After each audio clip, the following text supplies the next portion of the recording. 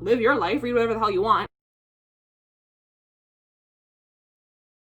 Hey guys, it's Michaela back again with another video, and I'm hoping this one is going to be quick because I just wanted to make sort of a brief little explainer about how I rate books when I review them. So I, like a lot of readers and a lot of booktubers, use Goodreads to keep track of what I've read and how I've rated things and, you know, sort of how I categorize the things I've read. And Goodreads uses a 5-star system, which means I use a 5-star system. There are definitely times when I feel like rating something from 1 to 10 would be more useful than from 1 to 5. There have definitely been times when I have finished a book and have thought like that's a solid, you know, something 0.5, right? Solid 3.5, 4.5. And I've been sort of forced to make a decision in order to rate it on Goodreads. But I think that most of the time a 5-star system is fine. I mean, it's what's used in like movies and stuff. So it's not like the 5-star system has come out of nowhere or that Goodreads invented it. But I do think that the fact that Goodreads uses a 5-star system forces, or at least bends, other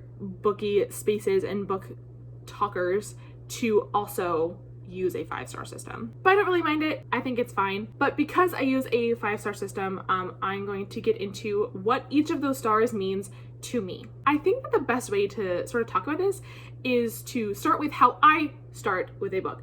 So to me, every book starts out as a 3. That's just how I do it. Some people might start a book as a 1 and be like, you've got to earn a 5. And other people would be like, every book is a 5. And it's just like, as I enjoy it less and less, it goes down.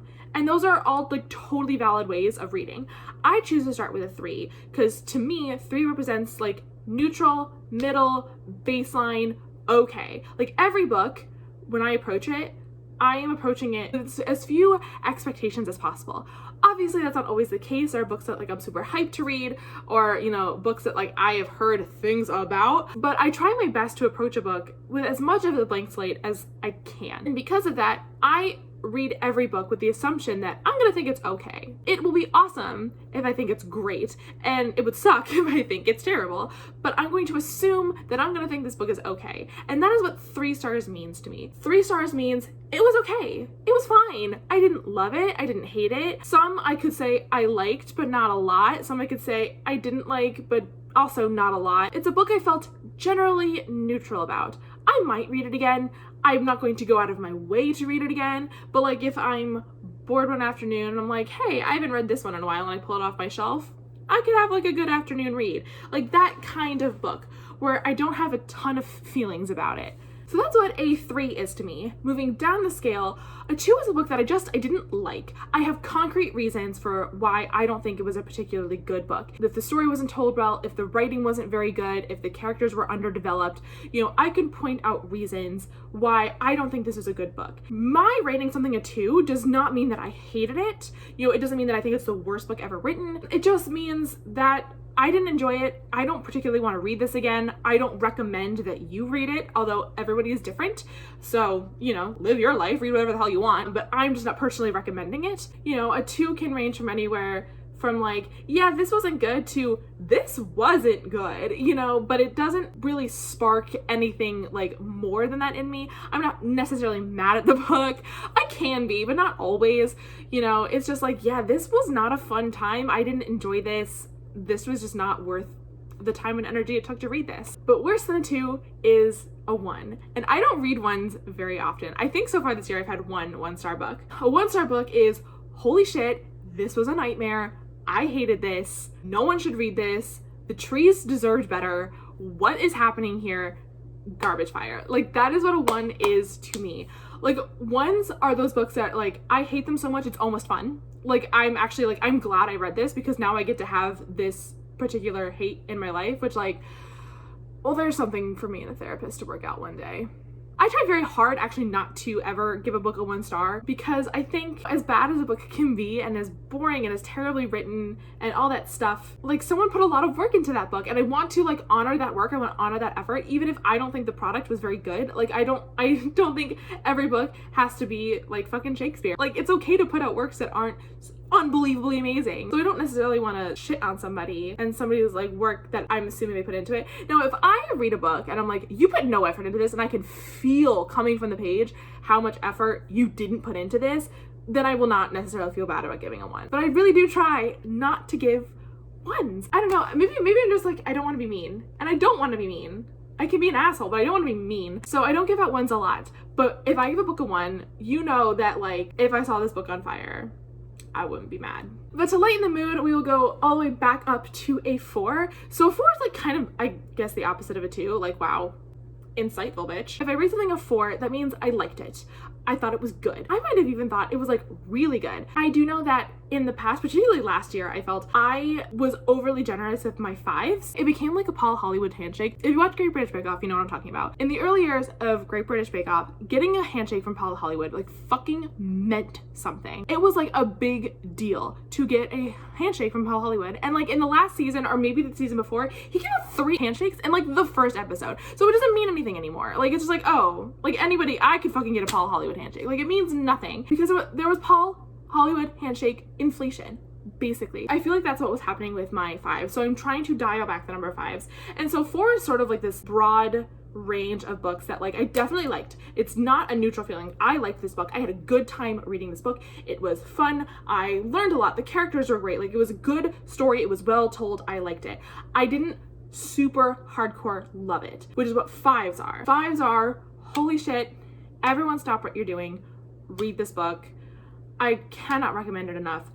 I had so much fun reading this. This was such a good time. It like really, not necessarily shook things for me, because I don't think every book has to be like groundbreaking for it to be a 5, but I do think it should be more than what I had given 5s in the past. I recently looked back at the books I rated as a 5 in 2019, and I do not necessarily agree with a lot of the choices I made. There are some that I'm like, girl, this was a 4 at best. What were you doing? But again, I have this, I feel like, tendency to be nice, particularly for debut authors. Oh my god, a debut author could punch me in the face and I'd be like 5 stars, which is the problem. Like I need to rate books based on the quality of the book and not just who the author is. And I know this about myself, and it's something I'm absolutely working on. So this year, I'm really trying to focus my 5s on books that, like, if I were to hand you like a stack of all of the 5s that I rated in the past year, I'd be like, here are my 5s. These are books I would be okay with if these are the only books I ever read again. Which is like a big thing to say, but like, that's sort of where I'm coming from. Like, I want 5s to be like, I recommend. 4s are also books that I recommend, but like, it should be that if you pick any random book from my 4s and any random book from my 5s, I'm 100% of the time